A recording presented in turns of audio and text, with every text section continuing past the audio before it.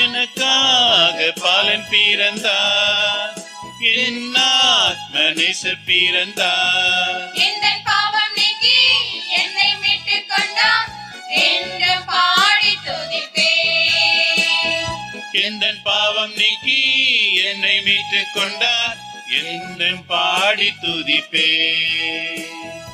அல்லேலூயா, அல்லேலூயா, அவர் அன்பில் மகிழுவேன்.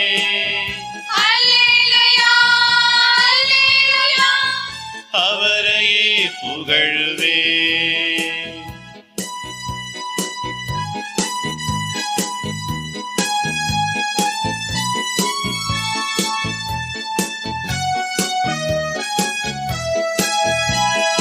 மானிடராய் தன்னை ஈவாய் தந்தார், தாயென்று மேலானதே.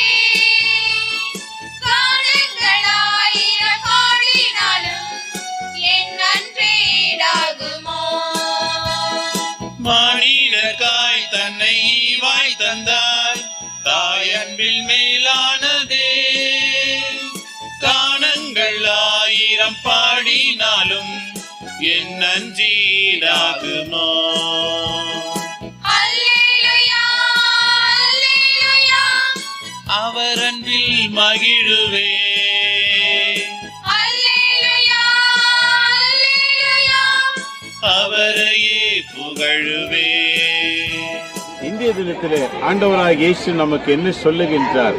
மத்தேயு நற்செய்தி முதலதிகாரம் 21 வாசிக்கும் போது வாக்கு இவ்வாறு சொல்லுகின்றது: அவர் ஒரு மகனை பெற்றெடுப்பார், அவருக்கு இயேசு என பெயரிடுவாயாக.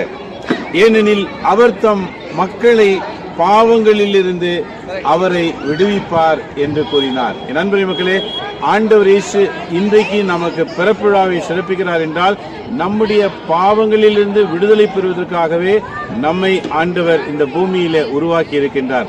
ஆகவே இன்று கிறிஸ்து பிறப்புழாவை சிறப்பிக்கிற நம் வாழ்க்கையில நாம் செய்கிற எல்லா தவறுகளையும் உணர்ந்து இயேசு கிறிஸ்துவின் மக்களாக, கிறிஸ்துக்குரிய பிள்ளைகளாக வாழ இறைவன் நம்மை அழைக்கின்றார். ஆகவே இறைவன் உங்களையும் குடும்பங்களையும் ஆஸ்வதிப்பாராக. ஜெபிப்போம். அன்பு தந்தை இறைவா, என்னோடு இணைந்து ஜெபிக்கிற ஒவ்வொருவரையும் ஆசீர்வதிப்பீராக.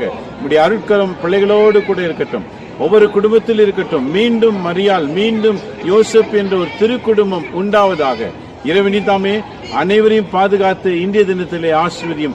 இவெல்லாம் எங்கள் ஆண்டவர் இயேசுவின் பெயரால் ஜெபித்து உமது ஆசீரை அனைவருக்குமே பெற்றுக் கொடுக்கிறோம் எங்கள் நல்ல பிதாவே. We wish you a Merry Christmas. We wish you a Merry Christmas. We wish you a Merry Christmas.